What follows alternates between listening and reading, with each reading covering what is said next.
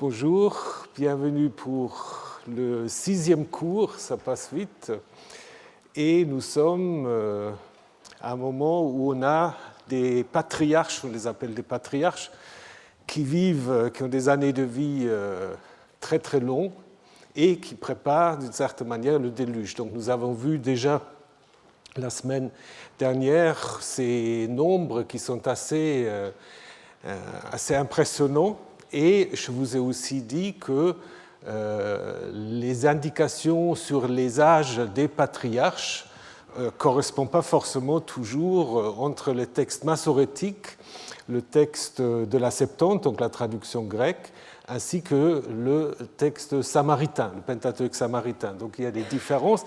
Ce qu'on donne toujours, c'est l'âge de la personne au moment du premier engendrement, ensuite la durée restant de sa vie et la vie totale. Donc vous les avez et vous pouvez les voir qu'au début ça correspond à peu près et après vous avez vraiment des très très grandes différences, surtout si vous regardez le Pentateuque samaritain, là on a une certaine logique parce que si vous prenez la colonne, donc la colonne ici, tout à gauche, vous voyez en fait que ça descend constamment, les âges de ces patriarches, ce que Gertz, par exemple, pense que c'est un signe qu'ils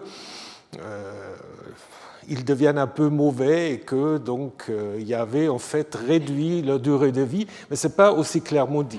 Après, comme je vous ai dit, et je vous le montrerai encore, il y a des grandes différences dans le calcul.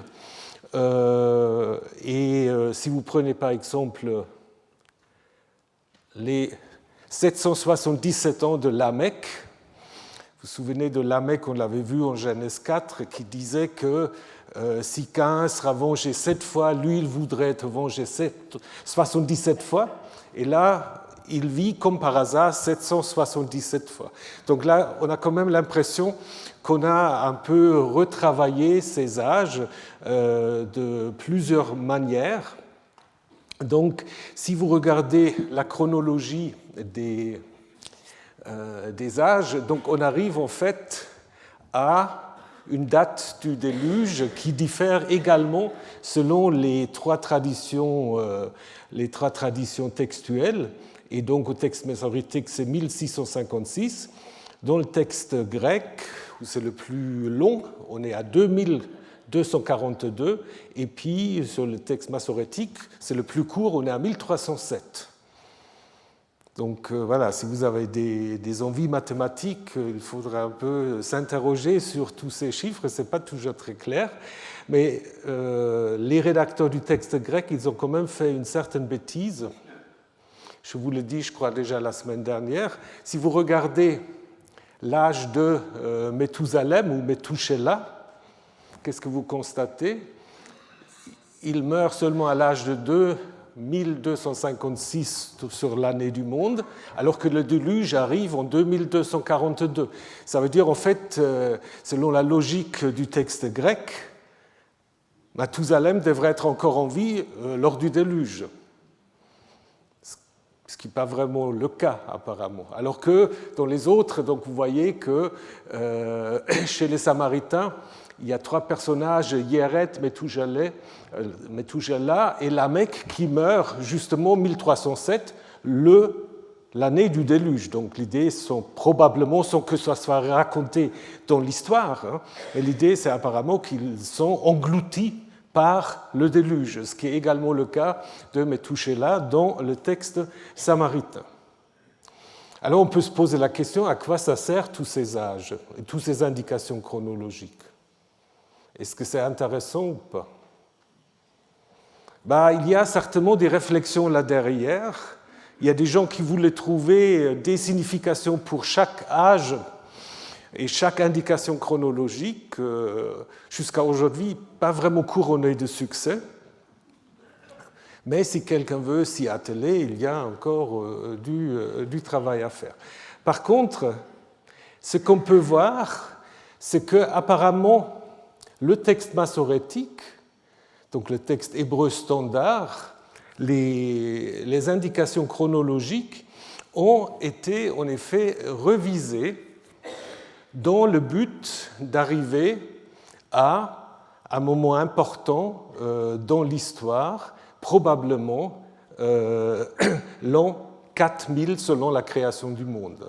L'an 4000 selon la création du monde, ce qui correspond en effet à la purification du temple sous les Asmonéens en 664. Et ça, c'est très important. Donc, qu'est-ce que ça veut dire? Ça veut dire qu'on a pu encore intervenir dans le texte hébreu jusqu'au IIe siècle avant l'ère chrétienne. Donc, je vous montre un peu le détail. Donc, si vous prenez tous les indications chronologiques que je vous ai mis là, les 100 ans d'Abraham au moment de la naissance d'Isaac, les 60 ans de Jacob à la naissance, les 60 ans d'Isaac au moment de la naissance de Jacob, les 130 ans où Jacob descend en Égypte, et ensuite vous rajoutez encore les 430 ans. Tout ça, c'est des indications dans le texte massorétique. Donc là, si vous êtes après la descente à la sortie d'Égypte, vous êtes à l'an 2666, ce qui fait, comme par hasard, 2/3 de 4000. Et ensuite, vous continuez avec les indications que nous avons dans le Livre des Rois, où on dit en fait que l'inauguration ou la construction du temple a lieu 480 ans après la sortie d'Égypte. Donc si vous calculez tout ça, vous arrivez en effet, grosso modo, après c'est très compliqué parce que les différentes indications des règnes et des rois ne sont pas toujours hyper claires, mais si vous prenez le texte massorétique là aussi, on retrouve encore une fois 430 comme au moment de la sortie d'Égypte. Donc on arrive apparemment à l'idée que la purification du temple, qui était donc souillée par Antiochus IV, donc cette inauguration du temple, pour les Massorètes, c'est en effet situé à 4000 après la création du monde. Donc c'est très intéressant. Si ces calculs sont vrais, ça veut dire en effet qu'il faudrait repenser la manière dont on imagine aussi la formation du Pentateuque, parce que très souvent on dit, bon, à l'époque perse, tout ça c'est fini, le Pentateuque est stable, mais il n'est pas si stable que ça, on peut encore le trafiquer. Et ça, c'est très important.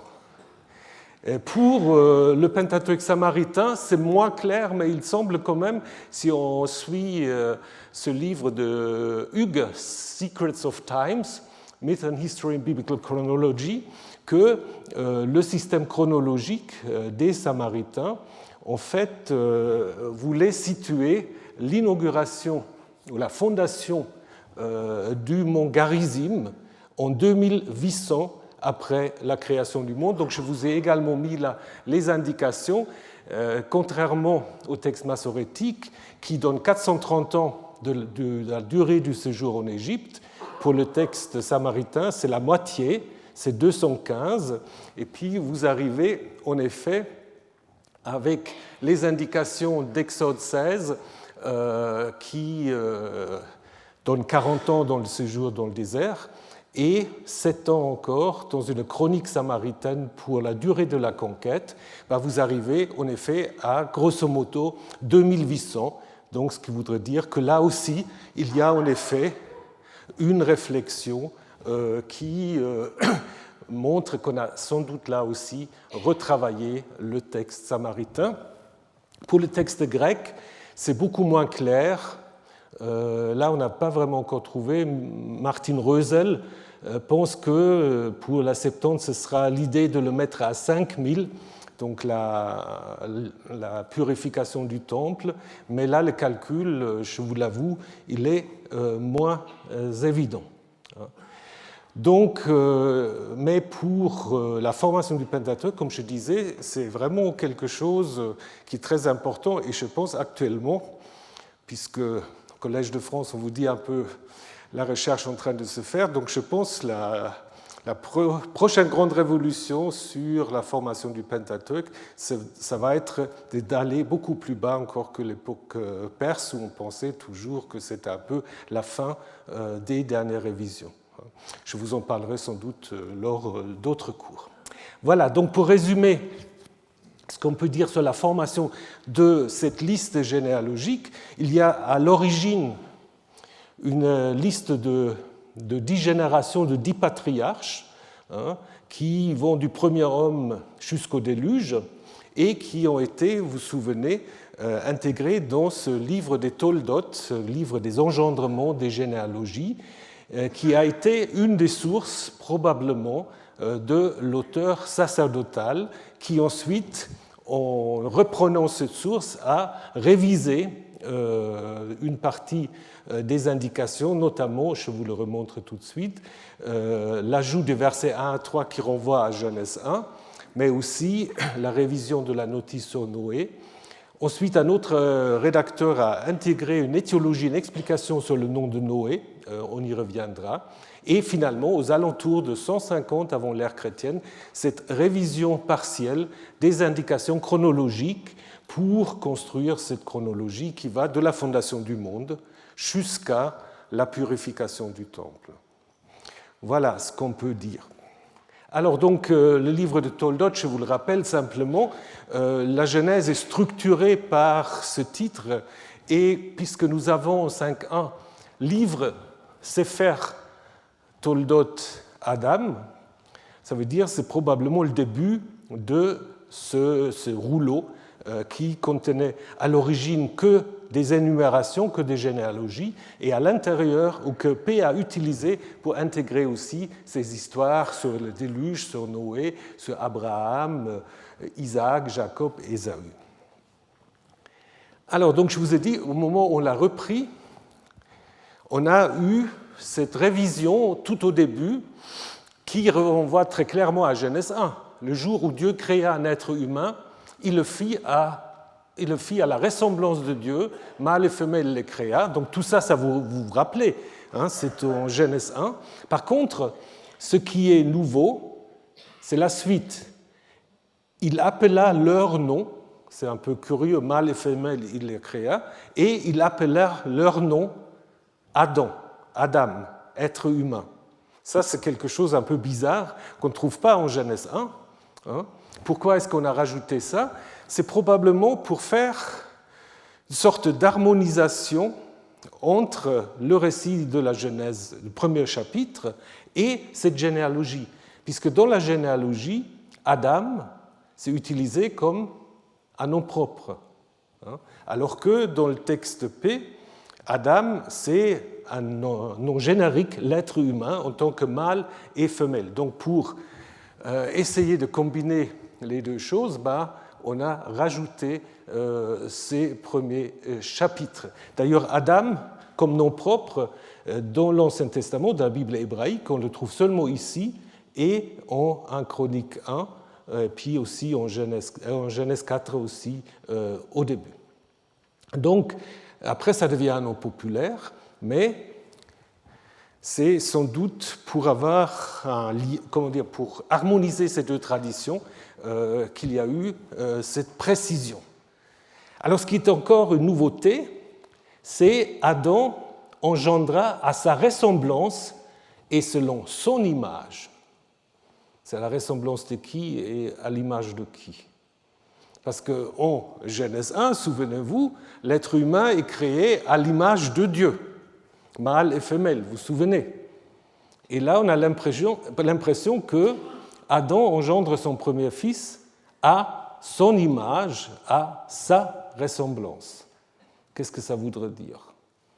Ça voudrait dire en effet que si on prend cette lecture à la lettre, c'est comme si les générations qui suivent, ils perdent un peu l'immédiateté d'être l'image de Dieu, ils deviennent toujours l'image de leur progéniteur. Donc on n'est plus tellement dans l'idéal de la création, on est dans l'idée que chaque génération ressemble à la génération précédente. Ce n'est pas élaboré dans la suite, c'est seulement cette révision sacerdotale qui peut en effet être compris de cette manière, peut-être pour dire aussi que la création idéale commence déjà à s'effriter un tout petit peu. D'ailleurs, nous allons le voir au niveau du déluge. Qu'est-ce que c'est le déluge? Le déluge, c'est de montrer qu'on ne vit plus dans la création idéale où les hommes et les bêtes sont des végétariens, où il n'y a pas de meurtre, où il n'y a rien de grave. Donc tout ça, en effet, va être modifié dans le déluge, et peut-être là, c'est déjà une petite indication qu'on perd cette immédiateté avec l'image divine. D'ailleurs, ici, c'est Adam qui donne le nom à son fils. Il appela son nom Seth. Donc vous vous souvenez, on avait déjà Adam, Seth et Enoch à la fin du chapitre 4. Et donc c'est Adam ici qui donne le nom, alors que dans l'histoire de Genèse 4, c'est la femme qui donna le nom, alors là c'était Caïn. Donc du coup se pose la question, qui donne le nom à l'enfant dans la Bible? Est-ce que c'est l'homme ou est-ce que c'est la femme? Si vous lisez tout, c'est les deux, disons les deux, pas toujours les deux ensemble. Si vous prenez l'histoire de la naissance d'Ismaël, lorsque Hagar rencontre le messager divin lui dit « C'est toi qui l'appelleras Yishmaël parce que Adonai a entendu ta misère. » Et ensuite, à la fin de l'histoire, mais au niveau stratigraphique, ce n'est plus la même histoire, c'est le texte sacerdotal, c'est Abraham qui appelle son fils Ismaël. Donc peut-être, mais ce sera à vérifier, on a l'impression que dans les textes non P, c'est plutôt la femme, et dans les textes sacerdotaux, il y a une tendance à mettre en effet le père comme celui qui donne le nom à ses enfants. Alors, comme je vous ai dit, les différentes indications chronologiques, on n'arrive pas toujours à donner une explication à chaque âge.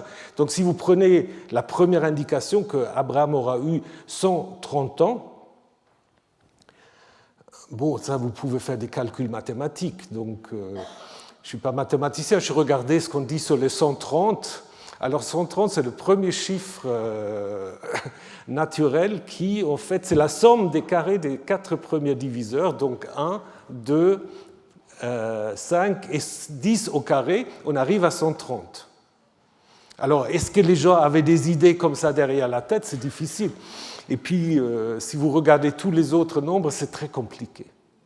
C'est très compliqué. Mais s'il y a des mathématiciens dans la salle, je suis preneur de toutes les explications. Je n'ai pas trouvé pour tous les chiffres. Pour certains, on reviendra sur Enoch, sur les 365 ans de Enoch et tout ça. Ça va bien. Sur d'autres, ça va moins.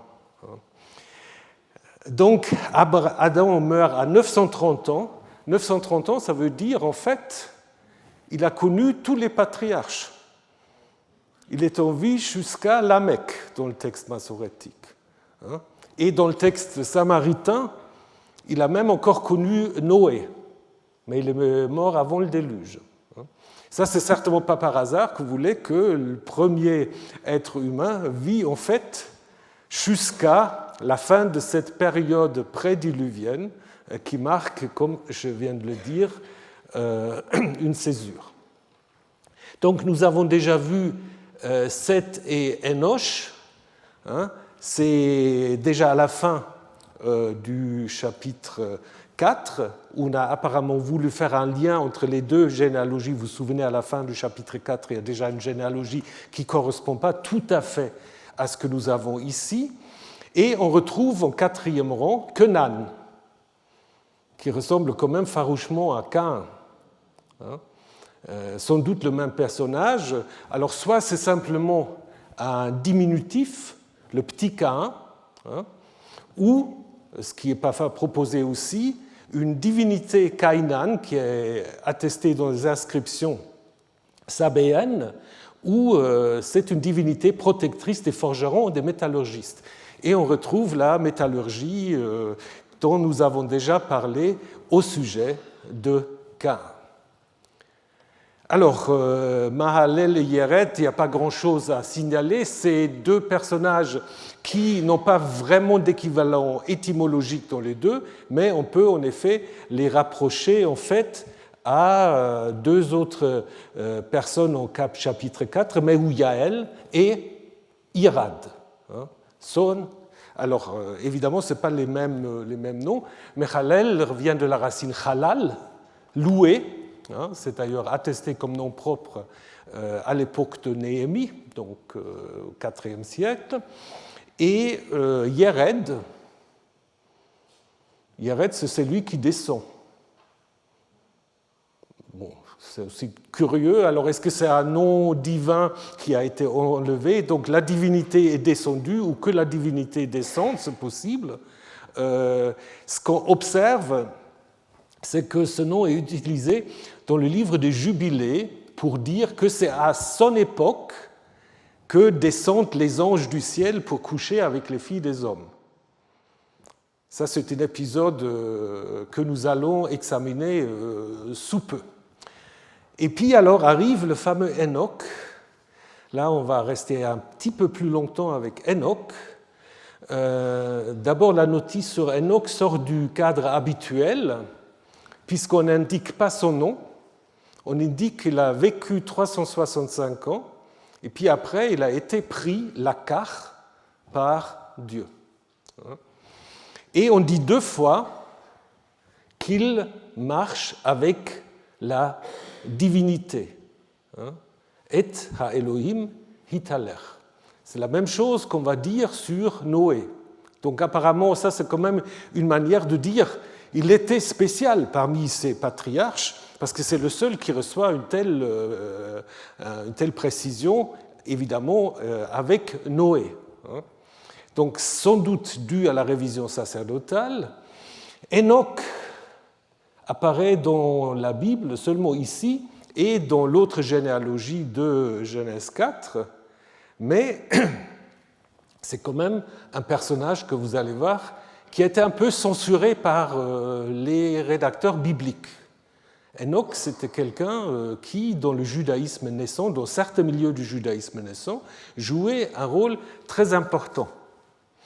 Alors, le fait qu'Enoch vit 365 ans, on peut l'expliquer que Dieu lui a en effet évité, surtout si vous prenez la liste du Samaritain, de mourir au moment du déluge, comme c'est le cas de Yered, Methushaleh et Lamech selon le Samaritain, ou Methushalah selon le texte massorétique. Mais les 365, ce n'est pas la seule explication.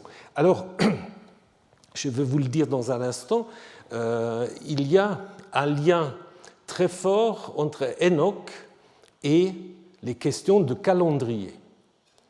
Là, il faut que je vous parle un tout petit peu du livre des Jubilés, livre du Jubilé qui ne se trouve pas dans la Bible, se trouve seulement dans l'Ancien Testament éthiopien, où le livre de Jubilé est intégré, et où Enoch joue en effet un rôle très important, où on nous dit qu'il fut le premier des humains nés sur la terre à apprendre l'écriture, la sagesse, la science, et à écrire dans un livre les signes du ciel, suivant l'ordre des mois, afin que les humains connaissent les saisons en leur ordre mois par mois. Il fait connaître les jours de l'année, il nous donna l'ordre des mois, parla des sabbats, comme nous lui avons enseigné.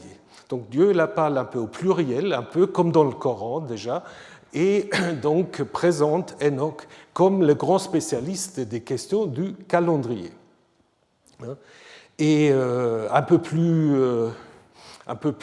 loin dans le livre Jubilé, au chapitre 6, alors là, on s'adresse de nouveau à Enoch, et toi ordonne aux enfants d'Israël de garder ce nombre de 364 jours formant une année complète.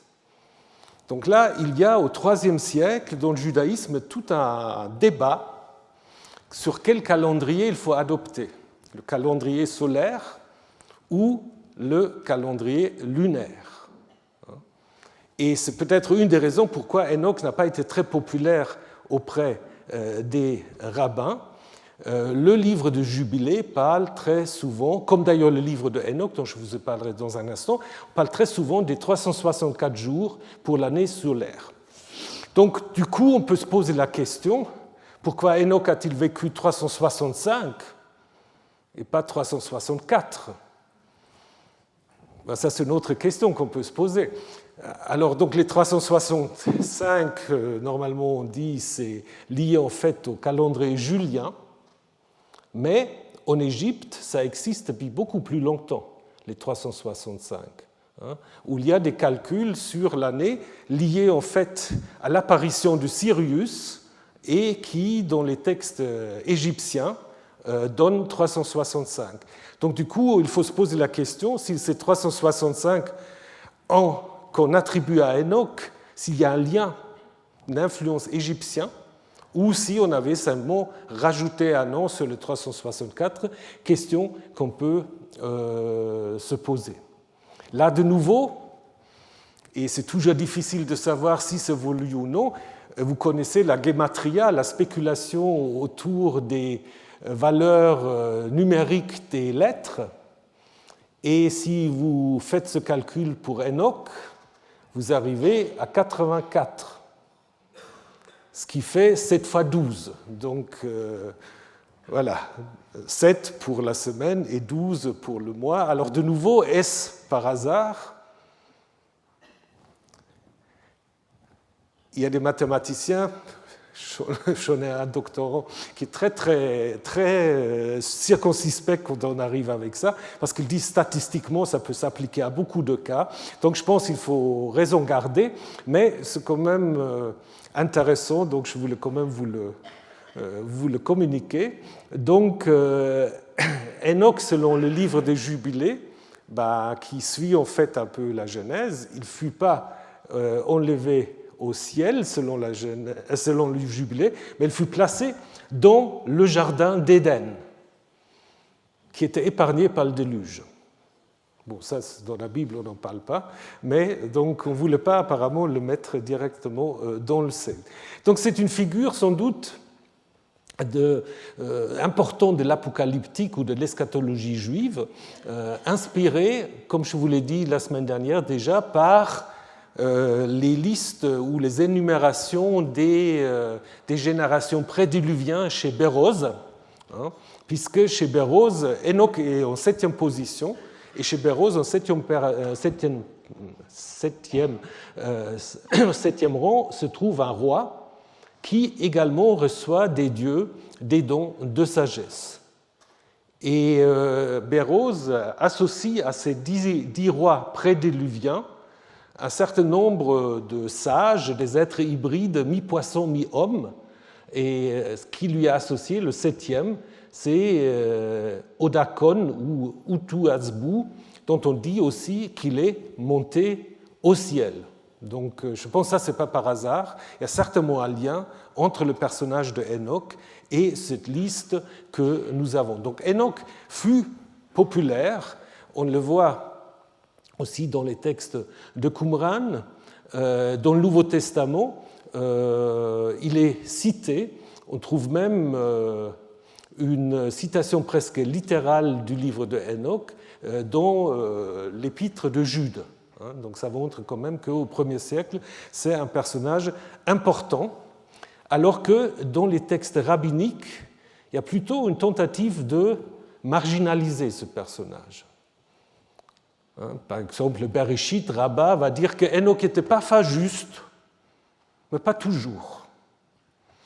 Et le Targum Onkelos va dire non, l'Akar, c'est simplement Dieu l'a pris pour le faire disparaître, il n'a pas fait monter au ciel. Donc les rabbins n'ont pas aimé Enoch. Alors à cause du calendrier, sans doute, mais sans doute aussi à cause peut-être d'une vision théologique. Donc quand je dis Enoch, c'est la tradition évidemment autour de Enoch, pas le personnage dont on sait rien du tout.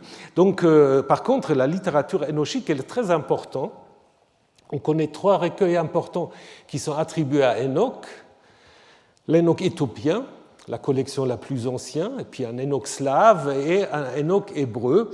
Donc on va simplement s'arrêter au premier livre de Enoch, que grâce aux découvertes de fragments à Qumran, on a pu en effet dater d'une manière beaucoup plus précise et aussi d'une manière plus ancienne que ce qu'on avait pensé avant la découverte de ces manuscrits, parce qu'avant, on n'avait qu'une version éthiopienne qui vient du Moyen-Âge, donc on pensait que c'est un personnage très tardif, qui n'avait aucun rôle, en effet, dans l'origine du judaïsme. Alors aujourd'hui, ça, on a vraiment changé assez clairement l'avis sur ces questions. Donc dans ce livre de Enoch, ce qu'on appelle le premier Enoch, il y a toutes sortes de parties dont je ne vais pas maintenant vous donner tous les détails, mais il est important de mentionner le livre des veilleurs, dont je vais vous reparler tout à l'heure quand on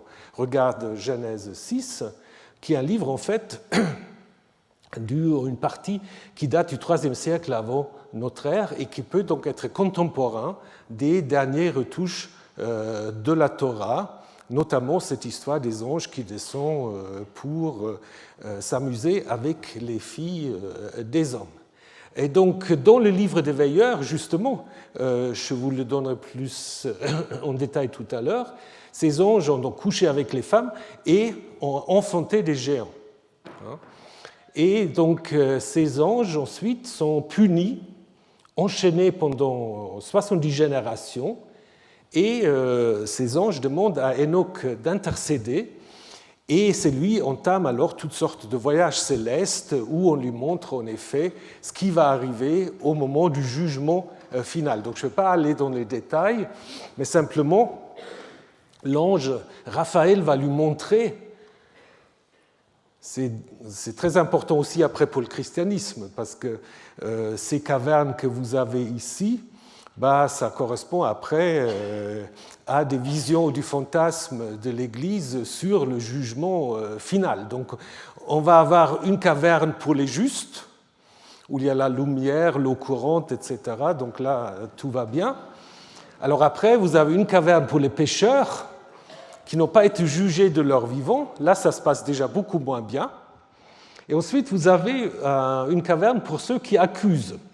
Donc, c'est-à-dire des esprits de ceux qui sont morts violemment, comme par exemple Abel, donc on fait un lien avec l'histoire de Caïn et Abel, et qui, au jugement, vont accuser les malfaiteurs.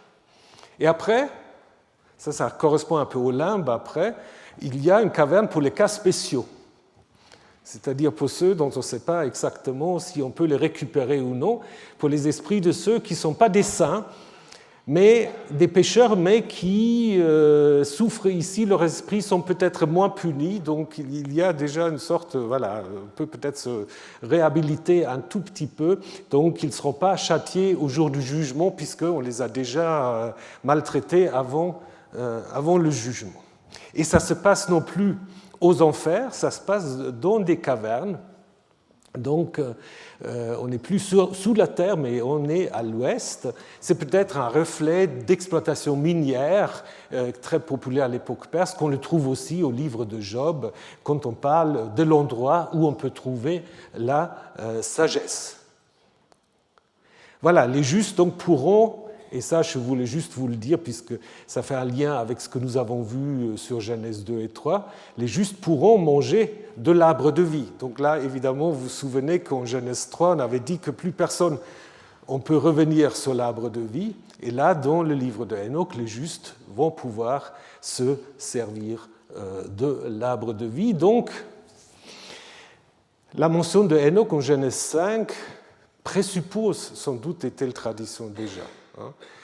Peut-être pas exactement telles que nous les avons, mais il y a aussi dans le livre de Enoch un livre astronomique qui, de nouveau, est très important au niveau des calculs du calendrier, des fêtes, et ainsi de suite. Alors on arrive au dernier, avant Lamech et Noé, Mathusalem, qui est devenu donc le patriarche emblématique de tous ceux qui ont vécu avant le déluge, puisqu'il a vécu 969 ans, mais pas dans le texte samaritain, où il est un peu plus jeune. Donc, qu'est-ce que ça veut dire?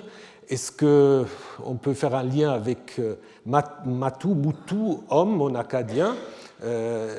Chez Lars, c'est moins clair. Certains font un lien avec le nom d'une rivière des enfers ou d'une divinité d'une rivière des enfers qui est par exemple attestée dans les noms propres phéniciens, mais aussi à Ugarit. Mais le texte ne nous donne pas tellement d'indications en fait, sur Mathusalem. Je vais juste trouver cette image ici, où le Christ qui mène les patriarches au paradis, vous voyez la procession est ouverte ici par Mathusalem, et derrière vous avez la reine de Saba, Salomon, etc. Donc c'est une des rares représentations que vous avez de Mathusalem. Alors Lamech et Noé vont faire le lien, ou disons la transition avec l'histoire du déluge, ou avec les prologues d'abord à l'histoire du déluge. Et comme je vous ai déjà dit, ce qui est aussi particulier dans ce passage-là, c'est que dans le texte Genèse 5, Noé en fait est le seul nom qui est expliqué. On dit c'est lui nous consolera de nos labeurs et de la peine. Ça c'est un terme que nous avons en Genèse 3 au moment de la sanction du couple humain, et de nos mains à cause du sol que Yahvé a maudit. Donc là évidemment il y a aussi un renvoi à la malédiction du sol en Genèse 3. Pourquoi est-ce qu'on a pris la racine Nacham, consolé? Parce que Noach vient d'une racine qui veut dire plutôt donner du repos ou se reposer. Pourquoi est-ce qu'on a utilisé cette racine? Peut-être parce que, comme nous allons le voir, pour faire un jeu, Noach nous consolera, alors que Yahvé regrette d'avoir fait l'homme, et en hébreu, c'est la même racine. C'est la même racine. Une fois, elle se trouve au piel, donc dans une forme active, et au nifal, dans une forme réfléchie. Nacham veut dire, en effet, regretter, se repentir. Donc il y a sans doute ce jeu de mots. Voilà, alors à la suite de cela, on va avoir les débuts du déluge. Des débuts, c'est-à-dire des prologues au déluge. Mais avant d'y arriver, il faut que je vous parle un peu du déluge quand même. Déluge, c'est presque quelque chose de mondial et qui est lié évidemment à l'ambiguïté de l'eau. Sans l'eau, il n'y aura pas de vie, mais l'eau est aussi un élément qui peut menacer la vie, des inondations, des crues, des tempêtes, et ainsi de suite. Et donc, il y a toute une réflexion sur la dangerosité de l'eau, mais aussi sur sa nécessité. Donc, je vous rappelle simplement que dans la Bible, avant la création même, il y a déjà Mayim. Il y a Tehom et Mayim, donc les eaux sont déjà là, comme d'ailleurs aussi en Égypte. En Égypte, en fait, il y a le Noun, qui correspond un peu à cet état primordial qui est décrit en Genèse 1.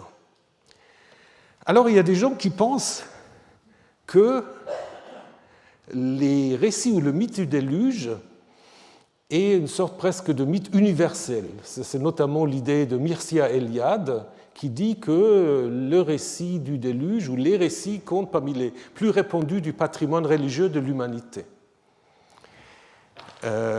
On a pensé parfois qu'il y a une sorte de trauma, aujourd'hui on parle beaucoup de traumatisme des populations, des générations, une sorte de traumatisme qui serait en effet maintenu, transmis, et qu'on pourrait remonter au bouleversement climatique de la dernière période glaciaire.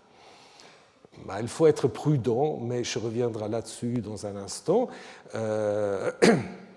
Je voudrais quand même aussi vous citer cet anthropologue Witzel de l'université de Harvard qui dit que le Homo sapiens s'est toujours pensé depuis le Paléolithique moyen comme un Homo religiosus diluvialis. Alors je ne sais pas si on peut aller jusqu'à là, mais il est vrai qu'on a des attestations du déluge dans beaucoup de cultures. Le problème, il y a un problème méthodologique, parce que dans beaucoup de ces cultures dont on raconte les histoires du déluge, que ce soit en Chine ou en Amérique latine, il y a des missionnaires chrétiens qui sont passés. Et donc souvent, les textes que nous avons, c'est des textes qui ont été mis par écrit par des jésuites ou par d'autres missionnaires. Et donc il faut faire très attention s'il n'y a pas une sorte de forcer un peu les traditions autochtones pour se dire en fait qu'il y a une sorte de, et ça c'est propre à certains théologiens qui voudraient bien avoir une sorte de pensée unique religieuse de l'humanité avant qu'arrive la vraie révélation. Donc il faut faire en effet attention, mais je vous donnerai quand même quelques exemples de l'Amérique latine par exemple. On a beaucoup de textes, mais qui sont souvent transmis par des missionnaires, donc dans le Popol Vuh, qui est un texte de l'époque coloniale, où les traditions mayas sont, soi-disant, réunies. Il y a l'idée d'un déluge qui va anéantir la deuxième des races des hommes. Il y a des hommes de glaise, les hommes de bois et les hommes de maïs, qui sont les derniers. Et les hommes de bois sont en effet effacés par une inondation, un grand déluge qui se forma dans le ciel, qui brusquement tomba sur les hommes, taillés dans le bois. Comme ceux-ci étaient demeurés inutiles, ils ne savaient pas parler, ils n'avaient pas le mémoire, donc il fut décidé qu'ils seraient mis à mort, noyés. Dans le mythe inca, vous avez également cette idée de différents mondes qui sont créés. Le premier monde périt dans les flammes, le second par un déluge, le troisième par un tremblement de terre. Et finalement, dans les mythes aztèques, là aussi, le monde a connu 4 destructions, le froid, le vent, le feu, et le quatrième par l'eau, le ciel tomba sur la terre, et ce fut le déluge. Et chaque fois, l'humanité survit par un couple unique, qui perpétue la race humaine. Et ce qui est intéressant dans ces mythes aztèques, à la fin du déluge, 2 des dieux qui étaient à l'origine du déluge se sacrifient eux-mêmes, et ça donne évidemment une sorte de légitimation du sacrifice humain par lequel les prêtres pensent pouvoir éloigner le chaos. En Inde, c'est très intéressant aussi parce que c'est presque comme dans la Bible. En Inde, vous avez 2 versions ou 3 versions de la même histoire, autour d'un personnage qui est Manu. Et Manu est averti du déluge par un poisson, mais qui est en fait un avatar du dieu Vishnu, qui lui dit qu'il doit se construire un bateau qu'il va lui-même ensuite, après, conduire. Et lors du déluge, ce poisson doit tirer le bateau vers une montagne où Manu attend que les eaux s'écoulent. Et après, il y a une version plus récente dans le Mahabharata où Manu est sauvé en même temps que 7 sages. Donc là, il y a toute une question s'il y a un lien ou non avec les récits mésopotamiens, ce qui n'est pas impossible, mais très difficile en effet à démontrer. En Grèce, nous avons aussi des traditions sur le déluge, autour du couple de Deucalion et Pyrrha. Ce n'est pas forcément un déluge universel, c'est un déluge de punition des dieux. Zeus et Hermès voyagent sur la terre dans la théogonie des Hésiotes pour voir qui ils peuvent sauver d'un déluge qu'ils ont décidé, très mal accueillis par tout le monde, sauf par Philémon et Baucis, et le dieu sauve ce couple en le mettant à l'abri sur une montagne. Alors que dans les Métamorphoses, c'est un peu différent, où Deucalion, qui est le fils du titan Prométhée, qui l'avertit du déluge décidé par Zeus et lui dit de construire une barque pour qu'il puisse échapper au déluge avec son épouse. Et à la fin du déluge, le couple offre un sacrifice. C'est assez près, en fait, ce qu'on a. Donc, du coup, il y a aussi des questions. Est-ce que là, c'est influencé par des mythes orientaux? Très difficile de savoir. Et donc, pour créer, là, ensuite, une nouvelle humanité, ce couple doit jeter derrière eux les os de leur mère.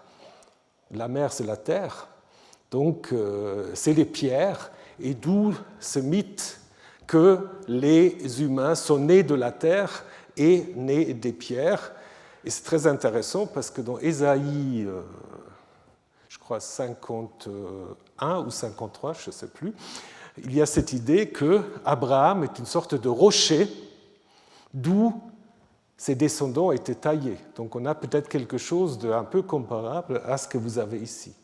Et en Égypte, en fait, en Égypte, vous avez un déluge annoncé dans le chapitre 175 du Livre des Morts, qui est, selon les égyptologues, un ajout à ce Livre des Morts. Donc là, en effet, on annonce une sorte de fin de monde à venir, où Atum, le roi Soleil, dit « Moi, je détruirai tout ce que j'ai créé, ce pays reviendra à l'état de Noun », donc je vous ai parlé du Noun tout à l'heure, hein, à l'état comme son premier état.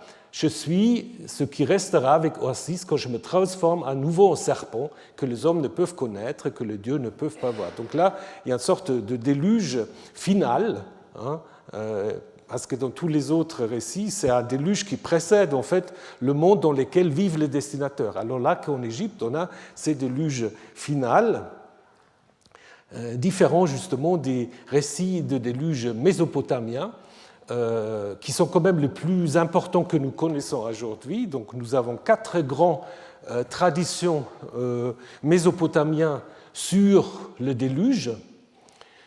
Le plus ancien, ou disons probablement le plus ancien, c'est Siusudra, c'est un texte en sumérien que date environ du milieu du deuxième millénaire, 1600-1500. C'est un moment où, en fait, les scribes, ils écrivent encore sumérien, mais on voit déjà que ce n'est plus une langue utilisée de manière courante, et où on trouve en effet Siusudra, qui est un roi, prêtre, qui est averti par Eki, et à la fin du déluge, il fait un sacrifice à Utu, le dieu soleil, et reçoit en compensation l'immortalité. C'est malheureusement un texte qui est conservé de manière très fragmentaire, donc nous n'avons pas toutes les indications. Nous savons beaucoup mieux ce qui se passe dans Atrahasis et dans Gilgamesh. Ça, c'est les 2 grands récits qui sont très très proches, en effet. Atrahasis, c'est ce diptyque entre création des humains dont je vous ai déjà parlé. Madame Ziegler vous a parlé aussi lors du séminaire, où en effet les humains sont créés pour faire les travaux des dieux. Et ensuite, une fois les humains sont sur Terre, ils agacent les dieux parce qu'ils font trop de bruit et ils se multiplient trop. Et donc le déluge, c'est un des moyens, en effet, de limiter la prolifération des humains. D'ailleurs, l'idée, c'est d'abord, ils sont tellement énervés qu'ils voudraient vraiment effacer toute l'humanité. Et c'est de nouveau Enki ou Ea qui va avertir le très sage Atrahasis pour qu'il échappe au déluge. Et là aussi, à la fin du déluge, de nouveau un sacrifice. Et ça c'est intéressant, gardez ça en tête parce que c'est très différent ce que nous allons voir dans le récit biblique. Parce qu'à la fin du déluge, les dieux décident quand même des moyens pour réduire la prolifération des humains. Beaucoup de nouveau-nés morts, des famines, une classe de femmes qui ne peut pas avoir des enfants, etc. Donc, en effet, l'idée, c'est qu'après le déluge, les humains doivent se reproduire moins fréquemment qu'auparavant. Alors que dans les récits bibliques, je vous le dis déjà maintenant, dans les récits bibliques, on va dire, évidemment, les choses ont changé, mais Dieu répète « Soyez fertiles, multipliez-vous ». Donc ça, c'est presque une sorte de contre-Atrahasis dans le récit biblique. Gilgamesh, à l'intérieur de l'épopée de Gilgamesh, on trouve également un récit du déluge qui sans doute copié en grande partie sur Atrahasis, où vous avez le même scénario, et surtout cette idée avec les oiseaux qui sont envoyés pour savoir si on peut de nouveau sortir de l'arche, et de nouveau un sacrifice. Et Utnapishtim, donc le Noé de Gilgamesh, va recevoir également l'immortalité. Et le récit du déluge est encore une fois raconté par Bérose, qui semble surtout se baser sur le premier récit de Ziusudra, qui maintenant s'appelle Xisuktros, qui, pareil, est averti du déluge sur l'ordre de Chronos, hein, mais qui, lui, et là, ça c'est un nouveau élément, il va en effet enterrer des écrits anciens, donc le savoir ancien, qui survit ainsi au déluge. Donc ça, c'est une nouvelle question apparemment qui se pose. Qu'est-ce qu'on fait avec le savoir ancien? Donc, en effet, ici, ces tablettes sont enterrées et donc survivent au déluge. Et puis, Xisuthros est également enlevé au ciel. Et les autres survivants, donc ce n'est pas seulement lui, il est avec d'autres humains, les autres humains reçoivent l'ordre de retourner à Babylone. Donc, vous voyez, vous avez toujours un peu la même chose, une décision de certains dieux de déclencher le déluge, l'avertissement du héros par un dieu qui n'est pas d'accord, hein, et la construction d'un bateau, la décision des dieux qui prennent eux-mêmes peur du déluge d'arrêter le déluge, le sacrifice offert aux dieux par le héros, qui institue une nouvelle relation avec les divinités, et en grande partie, pas toujours, une immortalité des héros mésopotamiens. Donc si vous prenez ce schéma, vous pouvez déjà observer qu'en effet, en Genèse 7 et 8, dans le récit biblique du déluge, vous avez à peu près le même schéma. Il y a deux différences qu'on peut déjà souligner. C'est-à-dire dans le récit ou dans les récits bibliques du déluge, qu'est-ce que vous observez? Yahvé joue les deux rôles. C'est à la fois celui qui décide le déluge, mais aussi celui qui avertit Noé. Alors que dans les récits mésopotamiens, ce n'est pas les mêmes. Il y a ceux qui décident, et puis il y a les dieux qui veulent sauver l'humanité et qui avertissent. Alors, dans le récit de la Genèse, évidemment, c'est la même divinité. Noé ne va pas recevoir l'immortalité, mais il pourra quand même vivre assez longtemps, 960 et quelques. Voilà, donc je ne vais pas maintenant vous commenter ce tableau, mais vous l'aurez sur vos supports de cours, où vous avez de manière assez détaillée les différents parallèles qui vous permettent en effet de bien voir les structures et aussi les influences des différents récits les uns sur les autres. Donc, comme je vous dis, les origines du récit mésopotamien, c'est difficile de savoir.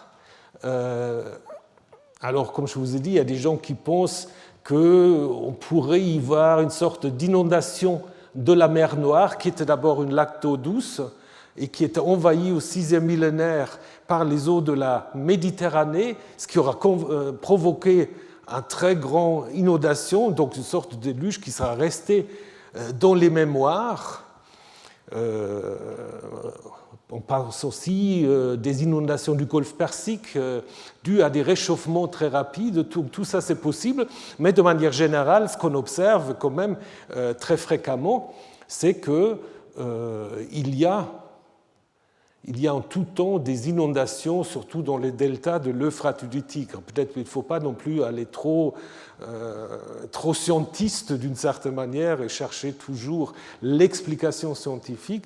Le déluge, c'est un mythe, donc évidemment un mythe peut se baser sur des mémoires archaïques, mais c'est très difficile de les démontrer. Par contre, ce qui est très facile de démontrer, c'est que les récits bibliques dépendent clairement des récits mésopotamiens. Donc ça, c'est très clair. Et c'était d'ailleurs, je vous ai parlé à d'autres occasions, c'était d'ailleurs un grand, un grand drame au moment où on a publié les premières tablettes mésopotamiens qui contenaient justement le récit du déluge, où tout d'un coup on s'est rendu compte qu'il y a des textes plus anciens que la Bible et que les auteurs bibliques auraient peut-être copié des textes mésopotamiens. Surtout en Allemagne, ça a donné lieu à ce qu'on appelle le Babel-Bibelstreit, donc la lutte de Babel contre la Bible ou le conflit Babel et Bible. C'était vraiment, ça durait plusieurs années, où un assyrologue d'Elitzsch à Berlin, en présence du Kaiser, avait fait une conférence où démontrait tout ça, et ça a en effet bouleversé Aujourd'hui, ça ferait rire, mais à l'époque, de se dire qu'il y a des textes plus anciens que la Bible, que les auteurs bibliques auraient copié des choses d'ailleurs, on ne pouvait pas imaginer. Mais avec le déluge, évidemment, là, nous avons un peu les preuves matérielles, je dirais. Voilà. Donc, dans les récits bibliques, comme je vous ai déjà dit, c'est clair que nous avons deux récits. Deux récits qui sont en effet mélangés dans un seul récit. Si vous lisez attentivement le texte, vous voyez que parfois Noé va prendre une paire de chaque animal, parfois on va lui préciser c'est des animaux purs, une paire, des animaux impurs, 7. Il y a des indications différentes sur la durée du déluge, on raconte 2 fois que Noé entre dans l'arche, etc. Donc c'est très clair. Si vous essayez de lire le texte tel que nous l'avons, vous vous rendez compte que ce n'est pas un texte unique.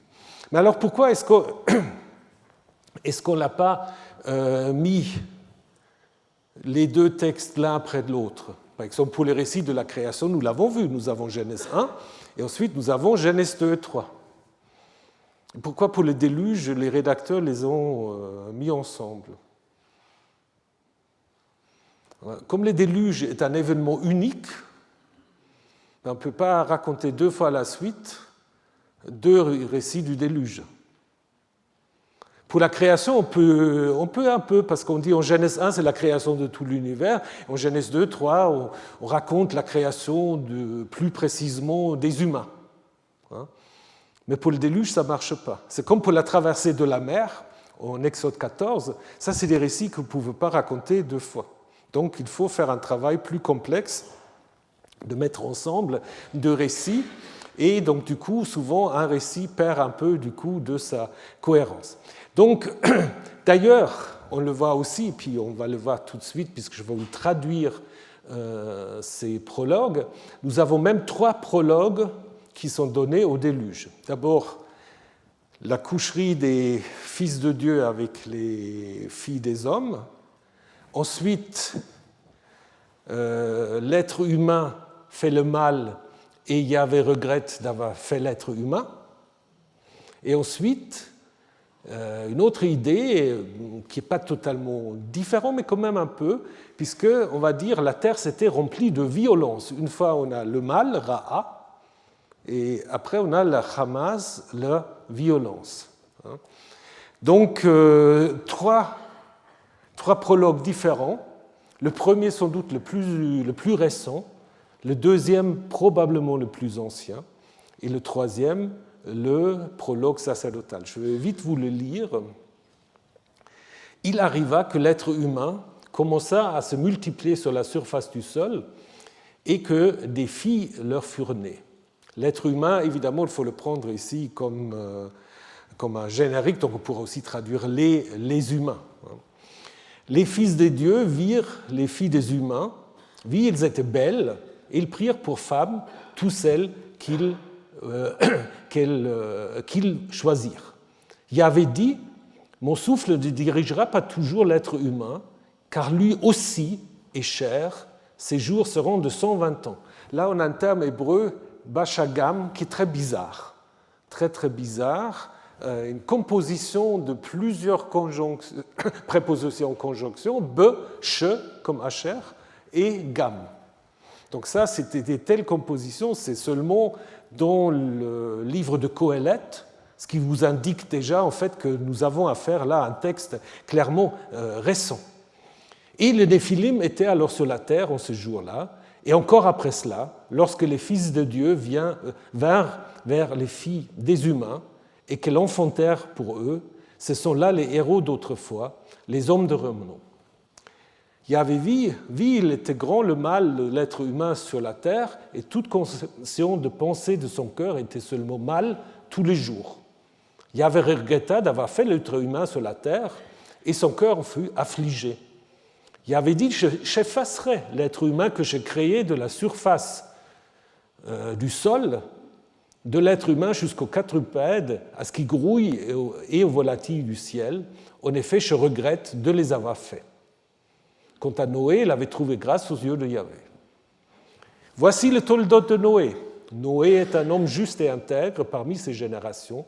avec la divinité marchait Noé. Noé engendra 3 fils, Sem, Ham et Japhet. La terre était corrompue aux yeux de la divinité, la terre s'était remplie de violence. Dieu vit la terre et voici qu'elle était corrompue, car toute chair avait corrompu son chemin sur la terre. Voilà. Donc vous avez vu 3 manières d'introduire le déluge. Si on s'arrête un petit moment encore sur la première, elle est très bizarre, cette première, cette histoire de Néphilim et des Géborim. On ne voit pas très bien ce qu'elle vient de faire avant le déluge. Donc, si on lit le mal dont parle le verset 5 à la suite du verset 4, on peut se dire le mal, c'est peut-être ça. C'est Néphilim et c'est Géborim. Le texte ne dit pas tellement. On retourne aussi aux origines de l'humanité, donc il n'y a pas vraiment de suite chronologique logique. Et évidemment, on a des renvois à Genèse 1, puisque on avait en effet là aussi l'idée de la multiplication des humains. Et l'utilisation par contre de Ha-Adama, donc du sol, renvoie à Genèse 2, où il y a ce lien entre Adam et Ha-Adama. Donc ça veut dire clairement que ce texte présuppose le récit sacerdotal et le récit non sacerdotal. Et on a une focalisation sur les filles. Jusqu'à maintenant, il n'y avait que les fils dont on s'intéressait. Tout d'un coup, on s'intéresse ici aux filles. Donc, si vous regardez la structure de ce texte, ça commence avec les unions entre les filles humaines et les êtres divins. Et le résultat de l'union est donné au verset 4b, à savoir les Giborim, les héros. On verra ce que c'est. À l'intérieur, on a deux remarques. La limitation de l'âge des humains à 120 ans par Yahvé.